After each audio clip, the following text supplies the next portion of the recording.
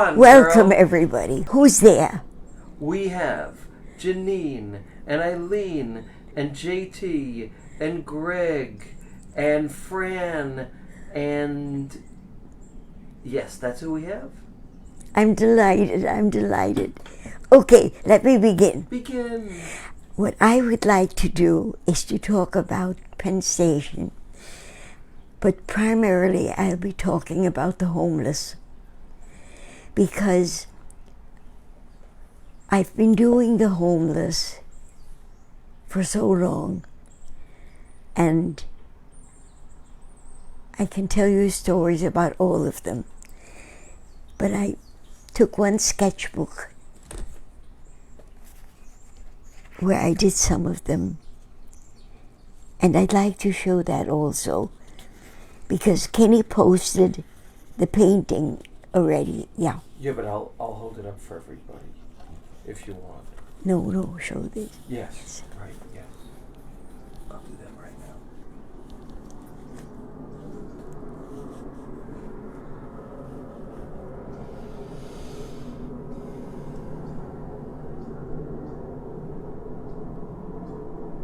So this is Grand Central. It's up on her feed, but I'll go through it slowly. Mommy, feel free to speak a little if you want while we do this. Yes. This was taken from sketches that I did of the homeless, because there's no way that I could have sat there with paints and an easel and a chair and everything. And it would have had to be a chair, because they tried to take away the seats so that the homeless wouldn't sleep there. And that's something that's been going on in every part of New York City. When I was painting the Garment Center, I loved it because there was a huge tree, and around it there was a built table. In other words, wooden planks curved, and people could lie there and sit there. And one day I came and they were gone, and I said to the guards, "What happened to that wonderful bench that was around the tree?" And he said, "We had to get rid of it because the homeless would sleep there." And step by step, places for the homeless were taken away. And so many people were giving me advice. And one who was a gallery owner, Rosemary Uffner, she said, "Hedy, if you don't paint them, either we're going to begin to hide these people, but we won't give them shelter or homes or work or a place to live in. Do it to show that they exist." And I had so many drawings at that time, and those are the drawings I used. Kenny, can I just have the paper there? Mm-hmm. Yeah, both of them, because I want to read what I wrote about the people. And if Kenny puts this back up, you can identify the people. Once I put my glasses on, because that matters.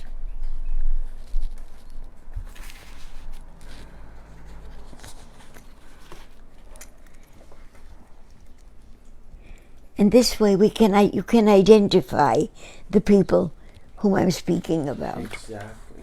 Okay?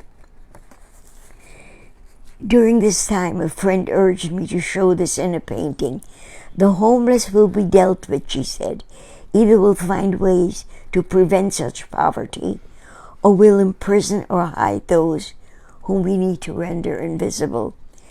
Don't allow this part of our history to be forgotten." And so I began this painting of the Amtrak waiting room in Penn Station, and they rendered the homeless as visible and as a part of who we are. Kenny, would you like to read it? Sure. It's going to be a little hard to read it and hold it up, but I think I can do it. No, if you can't. No, I think I can do it. It's fine. Okay. Under here. Okay. Mm-hmm.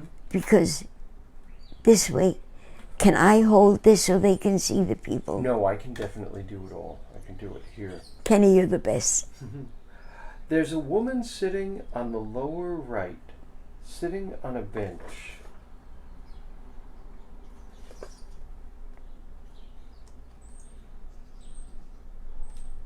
I drew her as she was taking objects out of a bag and polishing them before putting them back.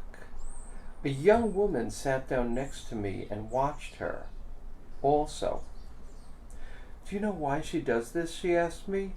No, tell me. She's housekeeping. She probably lived in a poor fourth floor walk-up. When it was torn down and she couldn't afford the higher rent, she packed her belongings and moved into the streets.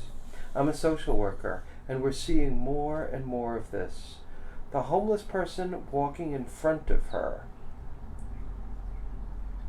carried all of her belongings in that cart. One day, as I watched, she took a dress out of one of the bags. She sewed a few stitches on a sleeve and put the dress carefully back. Was she also housekeeping? In back of the bench, a young man is grasping a girl's shoulder. Let me find that.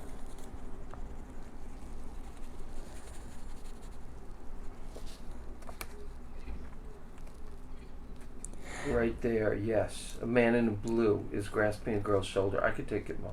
No, I could read now. Okay, good. Okay. A young man is grasping a girl's shoulder.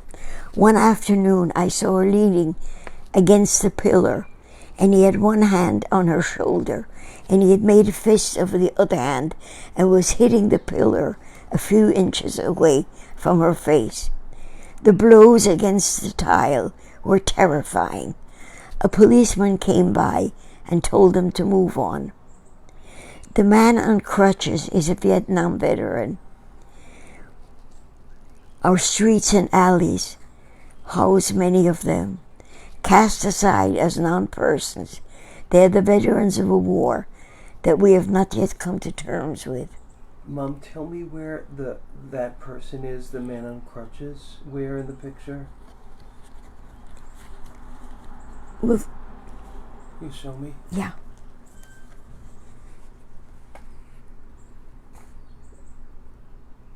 With the L right here. Oh, okay, great. Thank you. Sorry. Yes. No. On a Sunday morning, I spotted a homeless woman Oh, at a wait 1 second, deserted. Mom. Let me just show the guy in crutches. Okay. Just getting up to that. Sorry, folks.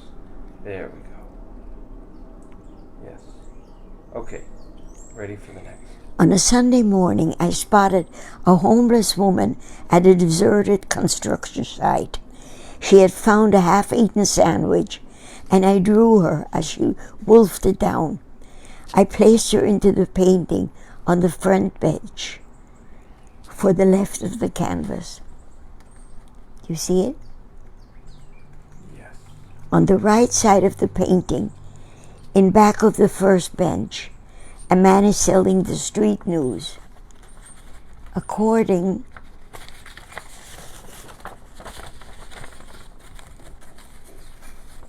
to its own definition, is the world's oldest active national homeless newspaper. By selling these papers, employment is created for people unable to find jobs. Seymour Durst wrote many of the street news editorials. Mom, do you know where that person is? Yep. And not only that, Show me. he's right next to Seymour. Oh, perfect. There is Seymour here, and the man is right there. Wonderful. And that I want to really speak about. Yes.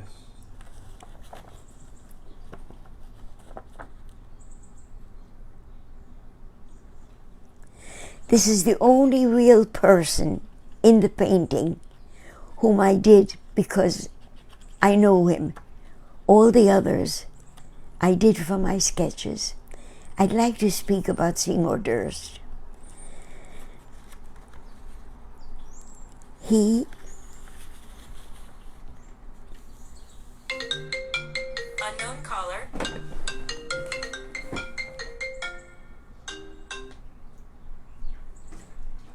Thank you, Kenny.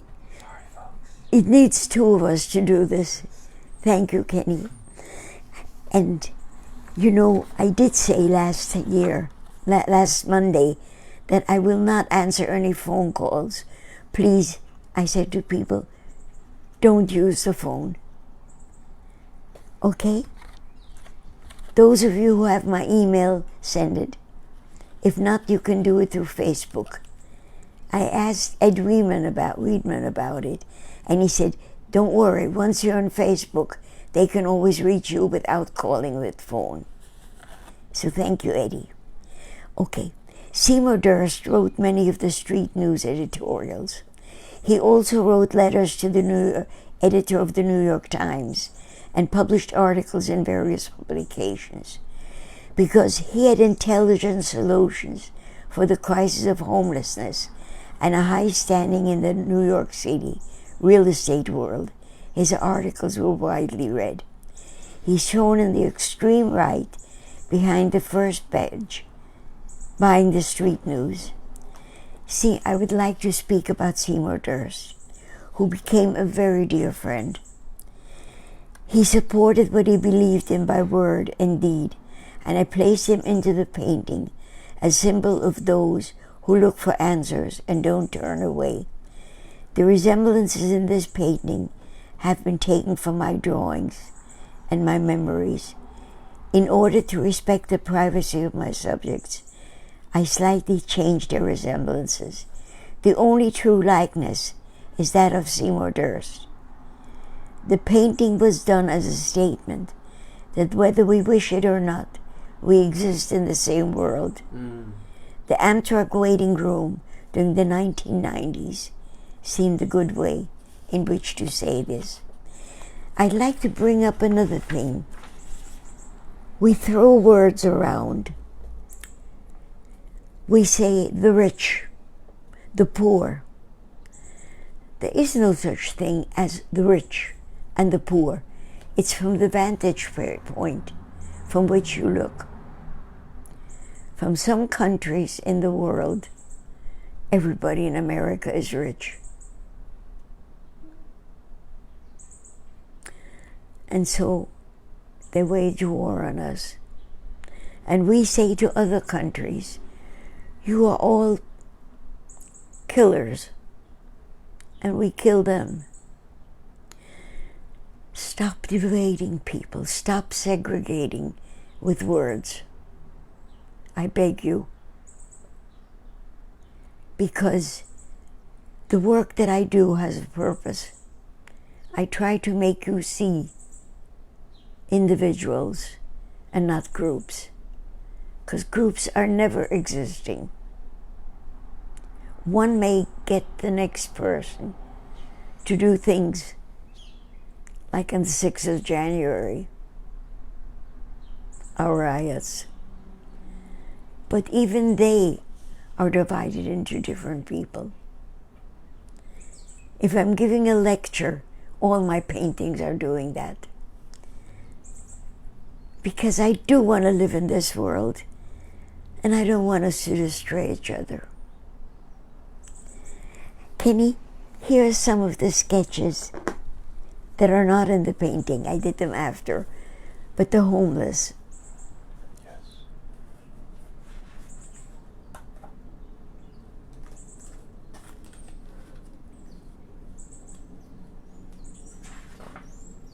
You can show them all. Okay.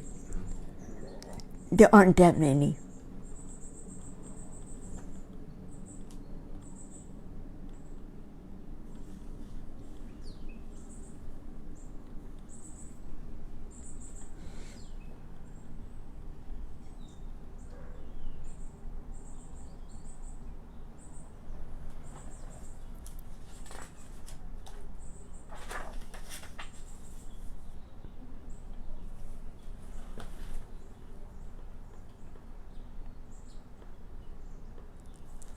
And if there are any comments, you can stop in the middle and show the picture. Folks, feel free to comment on anything.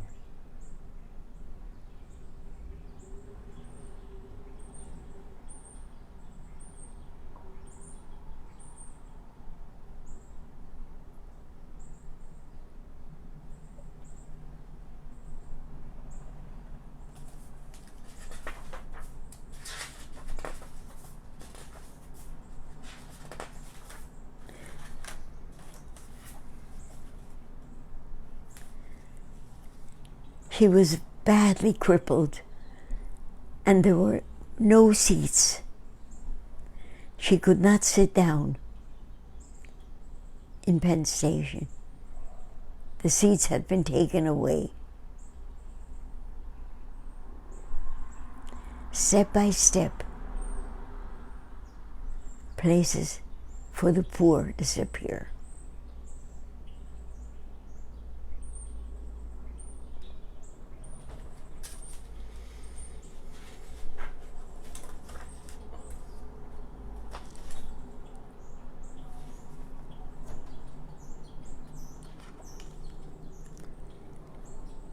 When they wear a lot of clothing, even when it's not winter, it's because they have no place in which to put them. And they can't leave them with anybody because it would be stolen by the people who also need clothes, because you can sell clothing.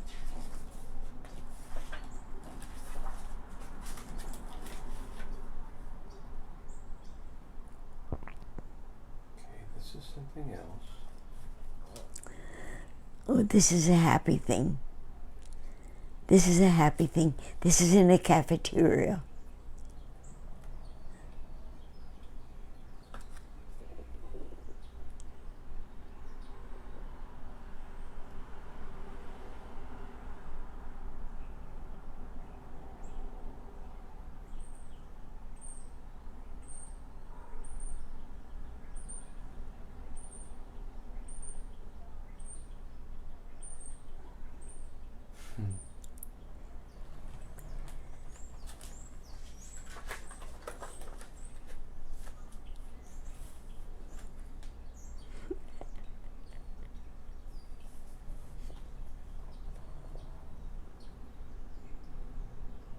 That was on a cruise. Yes.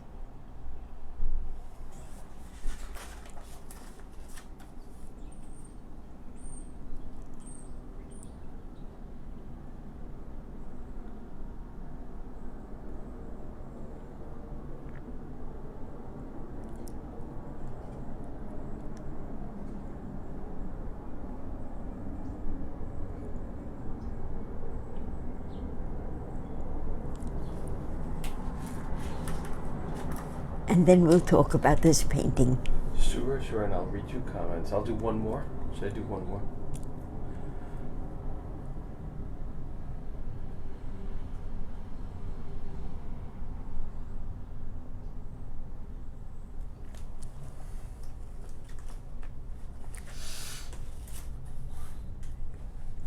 So I'll read comments from people. And people, if you have any comments, feel free. So everyone's telling me that your sound is good, but that I had you sideways. But that's fixed. A little louder.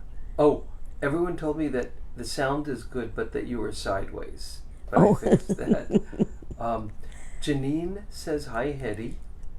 My Janine. Greg says you looked like Batman before, upside down almost. John Taracuso said, perfect, finally when we got it right. Eileen said it's good now. Dory says hello, thumbs up. Martha Bilski says I'm here. And Julie is watching. And she says, hello, dear Hedy and everyone. Janine mentioned that we froze for a moment. Carol Hodkin is watching, and she says, hello, Hedy. And JT, John, says, hi, Hedy, hugs from California. Eileen Cutler says, I love you, Ken and Hedy. I have to be somewhere else now, but I will watch later. With you always. Talk soon. And Marcia Bardisman is watching. And Julie says, how you bring people to life on the page with just a pencil never ceases to amaze me. And that painting of the waiting room is one of my all-time favorites of yours. Ed Weedman says, happy Monday, Hedy. I love your safari shirt. Okay. Now, here's what happened. When I speak to you, as an audience. I know every one of you. It's not a vast something. And I know you personally, and I love you. And John in Syracuse in California is doing a film, and he was going to label it I Love You All. And I love the film that he's doing, but I called him and I said, you know, this is going to go for people who have never known me, and I would never say I love you all because I don't know them. So I said, I sound like a grandmother who makes cookies for everybody. And I used to make cookies, and I am a grandmother, but that's not how I want to address the world. So he said yes, and he changed it. So when the film comes out, it's going to have a different title. But my Facebook people, I really love you all. Okay? Now let's talk about this painting. John Syracuse, who's doing the film, I said to him, I need to hurry with this painting or you'll never be able to finish the film. And he said, no, don't hurry. Just do it with leisure. I can always add it later. And I looked at my painting and I said, for the first time, I'm allowed to love you. The first time in my life that I have not created a deadline. When I sketch, I have to do it quickly before you move. Only once in my life did I have a model as long as I wanted, the same face. Thank you, Hedy. But now I want that, and I'll never get it again, except here. I looked at the painting and I said, I'm going to be allowed to love you. I will work at you with love. I won't push. I'm going to change my life and stop living as if every moment will never come again. So I thought, what is the most important thing for me? My body, because it's 93 years old now. And if I don't get up after half an hour of sitting, I won't live to 100. So now I get up after every half hour. Sometimes it gets a little longer. Sometimes it's 35 minutes. And then I exercise for 10 minutes. I really do. I squat and I jump and I do this and I do that. So that's the first priority. And I ask you again, please don't call me. Because when I pick up the phone, I have to do my brushes because they're full of paint. I have to stop working. So from now on, thank you. No more phones. For at least a month. A month of not even having to put on my hearing aids. Okay? Now let me talk about this. Because I would like to speak of these two people. And I have the drawing. Penny, can you take this back and give me what's right here? That clipboard. Just give me one. No, I can put this away. Oh, okay, no, sure. Okay. Sorry, folks. What I found out is that I never had met anybody before from Nigeria, and they are amazing, the ones that I met. I guess, remember Dory when you said you would check everything so that I have to correct things right in front of me? And I said, don't worry, I do.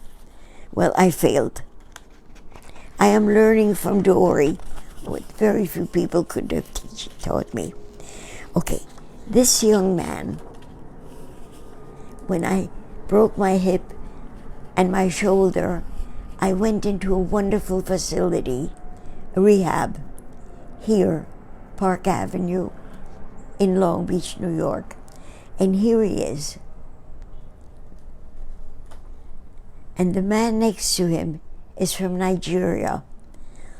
And here he is.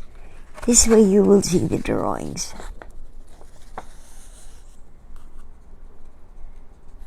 And I want to talk about these two.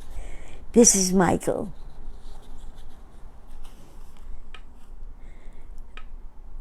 Their education was what got to me.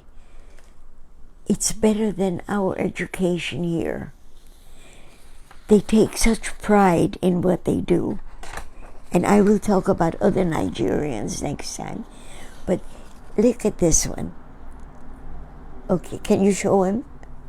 I did, but I'll show you. Yeah, but I want to say something about him. People would always come up and say to me when I was there, would you put me into a drawing? Would you draw me? But he never asked. And one day I said to him, would you like me to draw you?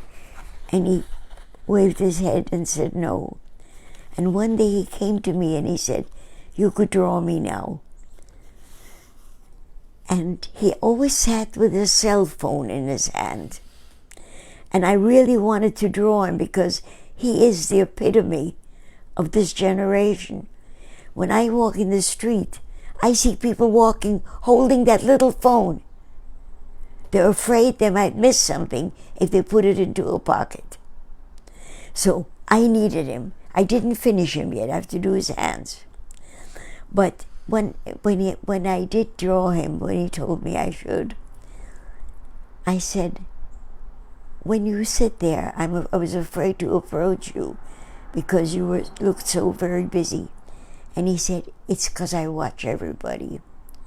He says, I watch the birds from out of the window. I watch the streets. I spend my time looking. And I looked at him and I thought, so do I. Mm. So anyway, that's the two of them.